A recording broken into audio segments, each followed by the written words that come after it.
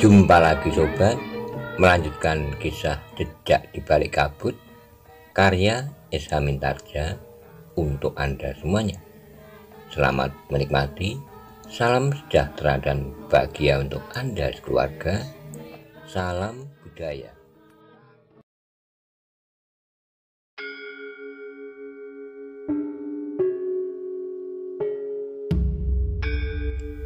Pada episode sebelumnya dikisahkan, Wijang dan Paksi Pamekasan mengamati dari gerumbul di kejauhan pertempuran antara prajurit Pajang dengan para rombongan perguruan yang akan berkumpul di tanah lapang itu.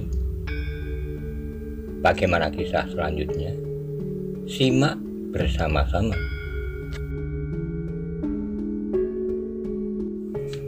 Tetapi sekelompok orang di antara mereka bertempur benar-benar atas dasar keyakinan kemampuan pribadi mereka masing-masing. Meskipun bukan berarti tidak ada kerja sama-sama sekali, tetapi kadarnya hanya kecil sekali dibandingkan dengan mengandalkan kemampuan pribadi mereka masing-masing. Sebagian dari mereka memang bukan prajurit, desis Wijang. Ia termangu-mangu sejenak, namun kemudian katanya, "Kita akan melihat apa yang akan terjadi selanjutnya." Paksi pun terdiam, diperhatikannya pertempuran yang terjadi di lapangan rumput itu. Sementara di beberapa tempat yang lain, pertempuran pun berlangsung dengan seru. Dentang senjata beradu berbaur dengan teriakan-teriakan mereka yang bertempur. Hentakan kemarahan, aduh kesakitan, dan sorak kemenangan menggema di berbagai sudut medan yang luas itu.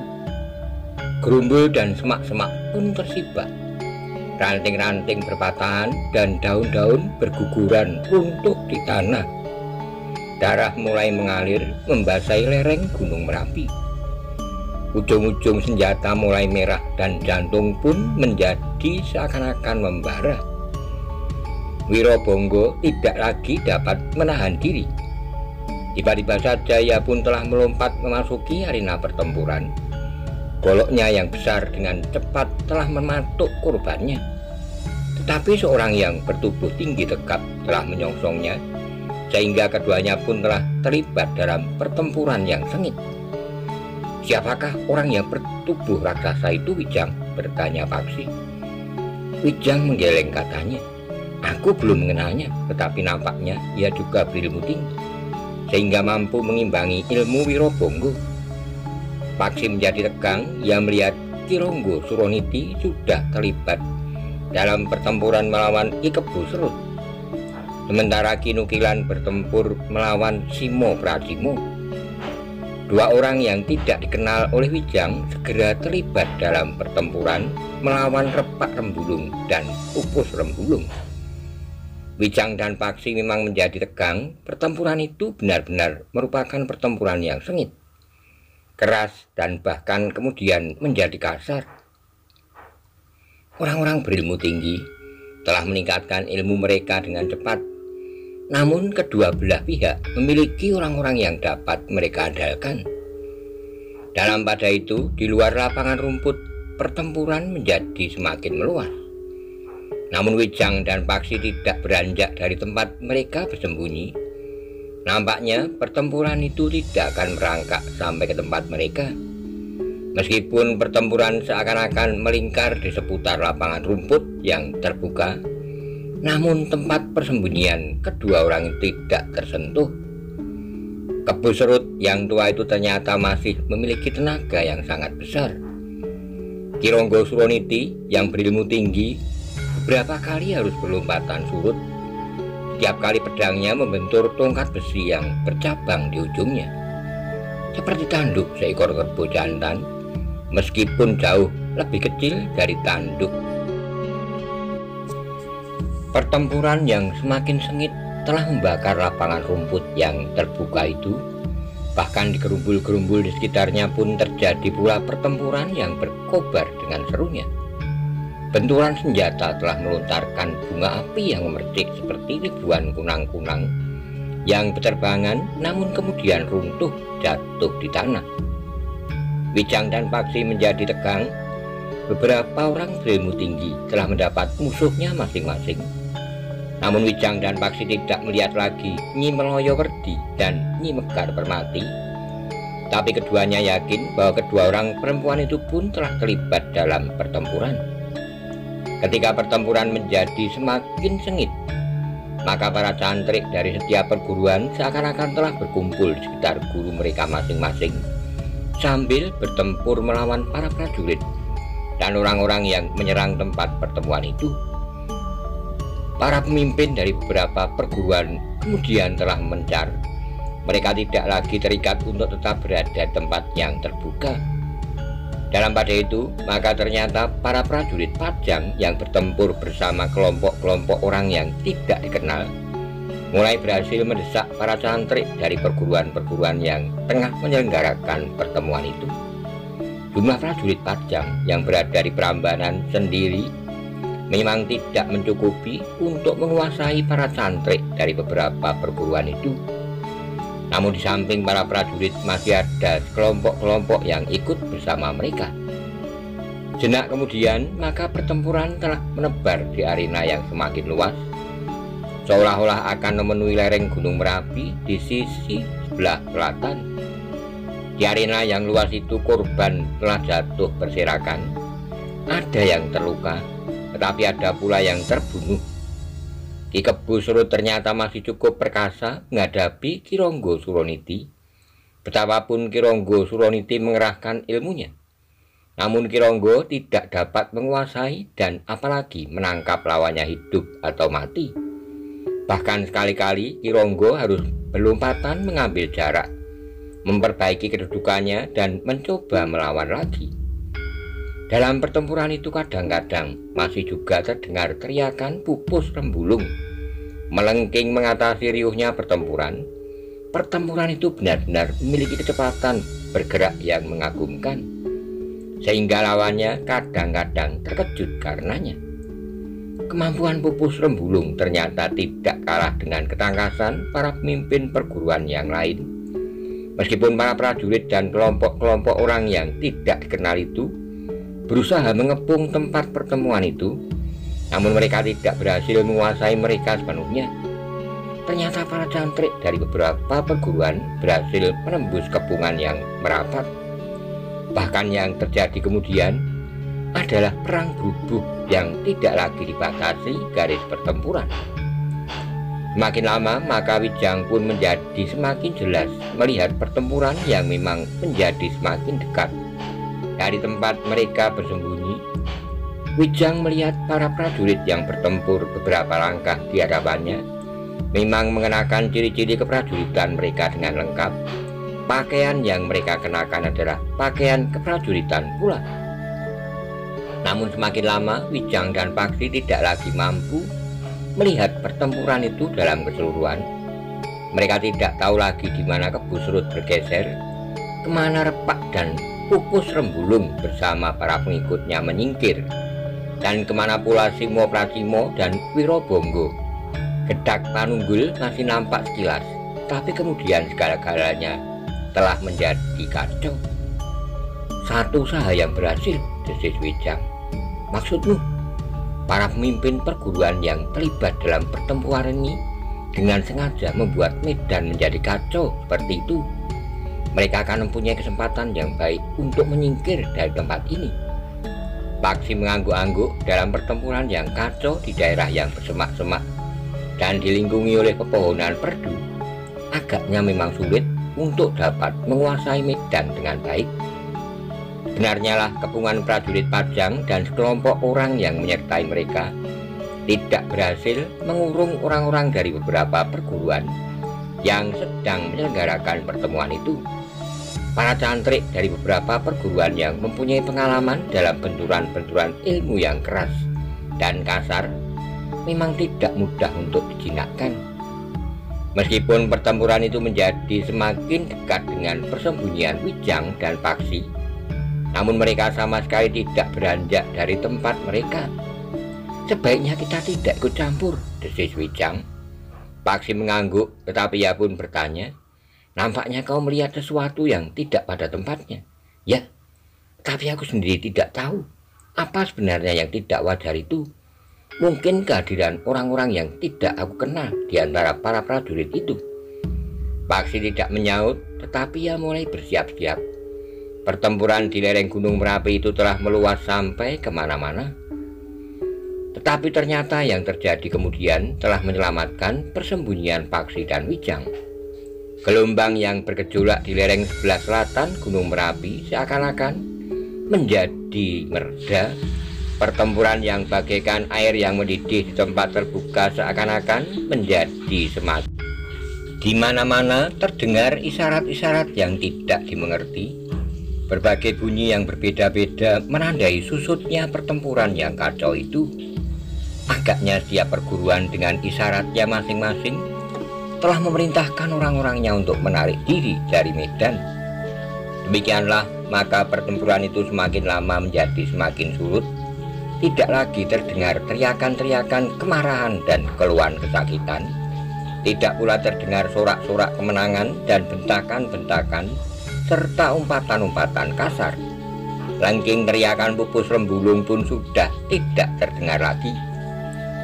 Yang kemudian dilihat oleh Wijang dan Paksi adalah beberapa orang prajurit di tempat yang terbuka itu. Namun seperti disengat lebah, Wijang terkejut. Bahkan ia pun telah bergeser setapak maju. Paman Haryo Wisoko. Paksi berpaling. Ia sempat melihat ketegangan mencekam perasaan Wijang. Di luar sadarnya Paksi bertanya, siapakah yang kau maksud? Yang berbicara dengan Kironggo Suroniti itu adalah Paman Haryo Wisoko. Siapakah Haryo Wisoko itu? Salah seorang bangsawan dari Demak. Dari Demak? Ya, jadi apa salahnya? Bukankah mungkin saja seorang dari Demak kini berada di Pajang dan menjadi salah seorang pemimpin di Pajang? Bukankah Ayahanda Pangeran juga menantu Kanjeng Sultan Demak? Tapi yang satu ini agak lain. Ia mempunyai jalurnya sendiri. Bahkan aku masih menghormati Paman Haryo Penangsang daripada Paman Haryo Wisoko.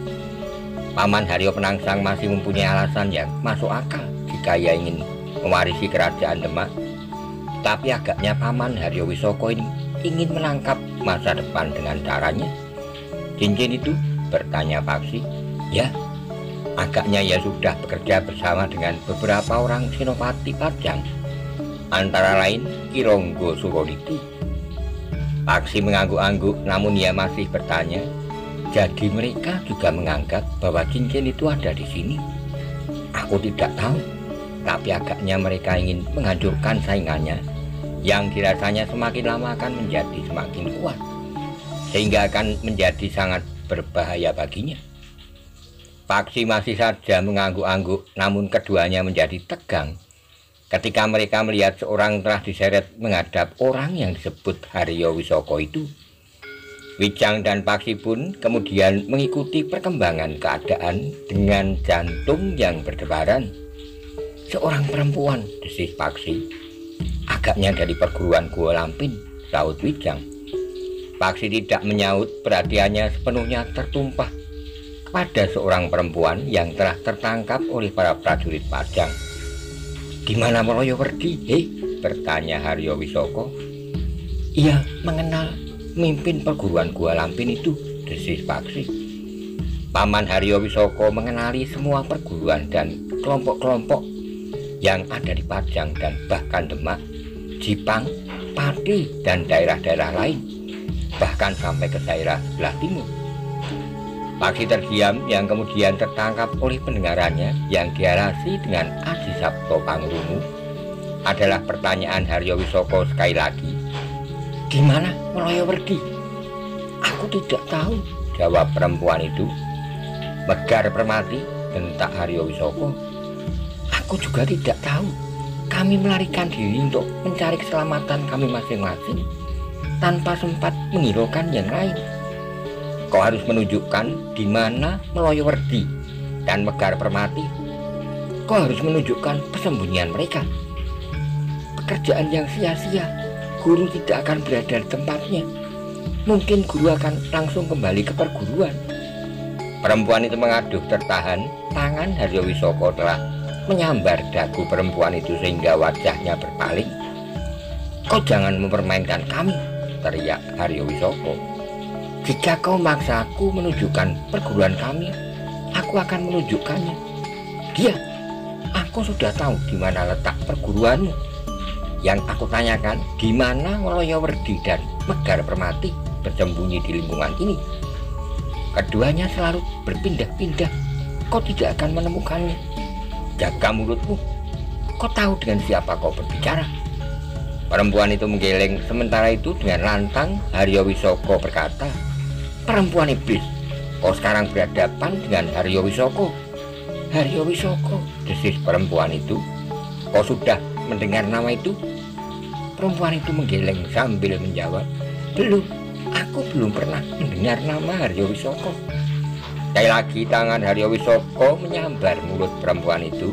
Sekali lagi perempuan itu mengadu, "Kau tentu sudah mendengar namaku. Orang di seluruh tanah ini sudah mendengar namaku, Haryo Wisoko." Perempuan itu terdiam. "Katakan bahwa kau pernah mendengar nama Haryo Wisoko, seorang prajurit yang tidak ada duanya di seluruh Demak, Kudus, Pati, Jipang, dan bahkan Pajang." Ketika perempuan itu diam saja, maka tiba-tiba saja Haryo Wisoko telah menggenggam rambut perempuan itu sambil berteriak, "Kau harus sudah mengenal namaku." Ketika kepala perempuan itu diguncang, maka perempuan itu pun segera berteriak pula, Ya, sekarang aku ingat, Haryo Wisoko, prajurit terbaik dari Pajang. Setan betina," geram Haryo Wisoko sambil melepaskan rambut perempuan itu. "Jika kau belum mengenal namaku, maka kau tidak pantas hidup di muka bumi Pati." Perempuan itu menundukkan kepalanya. "Nah, sekarang katakan bahwa Waloyawerdi atau Megar Permati telah menyembunyikan Pangeran Benowo. Mereka menangkap Pangeran Benowo dan menyimpan dalam sarang mereka di dalam." Perempuan itu mengangkat wajahnya dengan serta-merta. Ia menjawab, "Tidak, kami tidak menangkap Pangeran Benowo. Jangan bohong, aku dapat menggal lehermu." Perempuan itu termangu-mangu, sementara Wijang pun berdesis, "Sangat menarik. Ternyata Haryo Wisoko itu berusaha membebaskan Pangeran Benowo," gumam Paksi. "Omong kosong. Paman Haryo Wisoko tentu mengetahui, tidak-tidaknya menduga bahwa cincin itu memang dibawa oleh Pangeran Benowo. Yang penting bagi Paman Haryo bukannya kebebasan Pangeran Benowo, tetapi cincin itulah yang diburunya." Paksi terdiam. Sementara itu perempuan yang tertangkap itu pun berkata, "Apapun yang akan terjadi padaku tidak akan merubah keteranganku. Kami tidak menangkap Pangeran Benowo. Bahkan kami menganggap bahwa Pangeran Benowo itu berada di Istana Pajang. Tetapi orang dari perguruan lain mengatakan bahwa orang-orang Gua Lampin telah menangkap Pangeran Benowo dan menyembunyikannya di dalam sarangnya atau di tempat lain. Meskipun kau penggal leherku, jawabku akan sama, karena hal itu memang tidak terjadi," jawab perempuan itu yang nampaknya tidak menjadi ketakutan. Haryo Wisoko pun menjadi semakin marah. Tiba-tiba saja ia berteriak, "Bawa orang itu kemari." Jenak kemudian maka seorang prajurit telah mendorong seorang yang bertubuh tinggi besar ke hadapan Haryo Wisoko. Dengan geramnya Haryo Wisoko itu bertanya, "Bukankah kau mengatakan bahwa Pangeran Benowo sekarang ada di tangan Waloyawerdi dan Megar Permati?" Laki-laki itu memandang perempuan dari Gua Lampin dengan ragu-ragu. Namun tiba-tiba ia pun bertanya, "Bukankah Pangeran Benowo ada di tangan gurumu? Kau tidak perlu memfitnah. Tidak ada perguruan lain yang akan melakukannya." Ketika Haryo Wisoko mempertanyakan di mana Pangeran Benowo disembunyikan, maka aku memang mengatakan bahwa satu-satunya kemungkinan Pangeran Benowo disimpan dalam kerangkeng-kerangkeng besi oleh orang-orang Gua Lampin. Tiba-tiba saja Haryo Wisoko menangkap baju orang itu dan mengguncangnya. "Kau hanya sekedar menduga-duga atau sudah pasti bahwa Pangeran Benowo berada di tangan orang-orang Gua Lampin?" "Aku tidak tahu pasti. Aku hanya menduga-duga karena pengetahuanku hanya orang-orang Gua Lampin sajalah yang sering menangkap dan menyimpan orang-orang tampan. Menurut pengertianku, Pangeran Benowo itu tentu seorang yang tampan. Kau permainkan aku, bukan maksudku. Tetapi orang itu seakan-akan tidak sempat menyelesaikan kalimatnya, karena tiba-tiba saja Haryo Wisoko telah menarik pedangnya dan menghujamkan langsung ke dada orang itu. Orang itu tidak sempat mengaduh. Demikian Haryo Wisoko menarik pedangnya, maka orang itu pun segera jatuh terjerembab. Orang-orang yang ada di sekitarnya menjadi tegang. Perempuan dari Gua Lampin itu pun menjadi tegang pula. Siapapun yang mempermainkan aku akan mengalami nasib yang sama dengan orang gila ini, geram Haryo Wisoko. Aku rasa belum ada kelompok yang dapat menangkap Pangeran Benowo, berkata Kironggo Suroniti. Tidak ada seorang pun yang tahu di mana Pangeran Benowo itu sekarang berada. Aku memerlukan anak itu, geram Haryo Wisoko. Aku harus menemukannya. Aku tidak mau ada orang lain yang mendahuluinya. Kami akan berusaha sejauh dapat kami lakukan. Aku sudah mengeluarkan banyak biaya untuk keperluan ini. Tapi kami harus berhati-hati. Jika Senopati Pajang di Jatiano mengetahui apa yang kami lakukan, maka kami akan mendapat kesulitan. Aku akan berbicara dengan Senopati di Jatiano, bukannya orang yang tidak tahu nilai uang, tapi hatinya sekeras baja. Aku akan melunakkannya. Aku sudah memperingatkan bahwa usaha untuk menembusnya sangat sulit. Lebih baik kita bekerja di luar pengetahuannya. Aku akan dapat membuat alasan-alasan yang masuk akal tentang kegiatan yang kita lakukan, serta korban yang jatuh karenanya. Haryo Wisoko mengangguk-angguk, katanya, terserah kepadamu, tetapi aku memerlukan Pangeran Benowo. Ronggo Suroniti mengangguk sambil menjawab, Pangeran Benowo memang seperti demit. Ia hilang begitu saja, namun tiba-tiba ia sudah berada di istana lagi. Bagaimana dengan Mas Ngabei Loring Pasar? Maksud Haryo Wisoko, kita bekerja sama dengan Mas Ngabei Loring Pasar. Mungkin Mas Ngabei Loring Pasar itu akan menjerat leher kita. Ia sangat sayang kepada adiknya. Apakah tidak ada persaingan di antara mereka? Persaingan apa? Tanpa Pangeran Benowo, Mas Ngabei Loring Pasar akan memiliki masa depan. Bukankah masa depan itulah yang ingin kita ambil? Kau memang bodoh.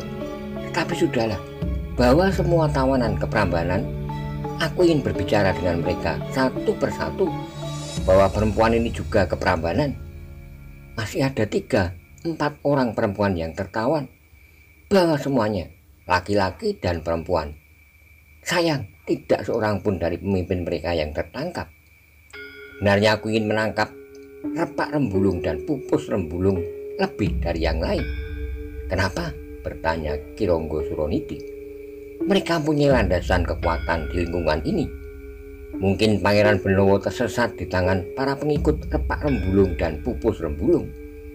Mereka memang mempunyai landasan kekuatan di daerah ini, tetapi sangat sulit untuk dilacak. Aku tahu, jawab Haryo Wisoko. Lalu katanya, kita kembali ke perkemahan. Bukankah kau harus segera berada di Prambanan bersama pasukanmu? Kironggo Suroniti mengangguk, katanya, marilah, aku harus mempertanggungjawabkan prajurit-prajuritku yang terbunuh. Demikianlah, maka sejenak kemudian Kironggo Suroniti dan Kinukilan pun telah mengatur para prajuritnya. Sementara itu seorang yang bertubuh tinggi kekurus-kurusan mengumpulkan kelompoknya yang bertempur bersama prajurit itu. Agaknya orang itu diperintah langsung oleh Haryo Wisoko. Selain para tawanan, maka mereka pun telah membawa kawan-kawan mereka yang terluka, bahkan mereka yang telah terbunuh di peperangan. Tapi mereka tidak menghiraukan tubuh-tubuh yang lain yang terbaring diam di bekas arena pertempuran itu. Beberapa orang dari beberapa perguruan telah terbunuh pula. Demikianlah pula orang yang telah dibunuh langsung oleh Haryo Wisoko. Beberapa saat kemudian tempat itu pun menjadi sepi. Semua orang yang terlibat